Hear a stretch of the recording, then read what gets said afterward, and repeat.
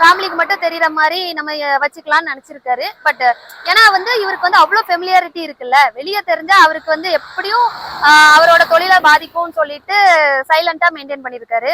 இப்ப இந்த லேடி என்ன சொல்ல வருது அப்படின்னா, இவ்வளவு நாளும் ஒரு கான்டாக்ட்ல இருந்தாரு, இப்போதைக்கு கான்டாக்ட்ல இல்ல.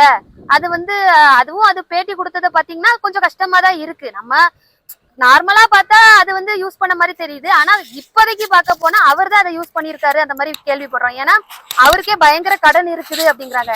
எனக்கு தெரிஞ்சு மேபி அவரோட ஃபெமிலியாரிட்டிக்கு காரணம் கூட இந்த லேடின்னு கூட சொல்லலாம். ஏன்னா இவங்க வந்து ஃபேஷன் டிசைனர், அதுவும் எல்லாத்துக்கும் எல்லா சினி ஆக்டர்ஸ்க்கும் மேக்ஸிமம் பண்ணியிருக்காங்க. ஸோ அவங்களாலதான் இவங்க ஃபேமிங்ல இருக்காங்க இவரு, அந்த மாதிரி ஒரு நியூஸ் அடிபடுது. ஸோ எது உண்மைத்துவம் அப்படின்னு சொல்லிட்டு நம்ம தீவிர விசாரிச்சாதான் தெரியும்.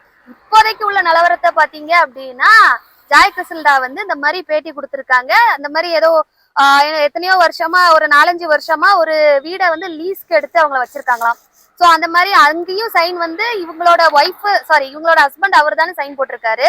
அது மட்டும் இல்ல, அந்த ஹெல்த் செக்அப், அந்த பிரெக்னன்சி செக்அப்க்குலாம் அவங்க ஃபேமிலி டாக்டர் கிட்டயே இவர் தான் சைன் போட்டிருக்காரு. அந்த மாதிரி இவங்களோட என்னோட ஒய்ஃப் இவங்க தான் அப்படின்னு சொல்லிட்டு ஃபர்ஸ்ட் அபார்ட் ஆயிருக்கு. இப்ப செகண்ட் டெலிவரிக்குமே இவர் தான் செக்அப்லாம் கூட்டு போய் இந்த மாதிரி பண்ணிருக்காரு. அது மட்டும் இல்ல 3வது மாசத்துலயே அபார்ட் பண்ண சொல்லியிருக்காரு.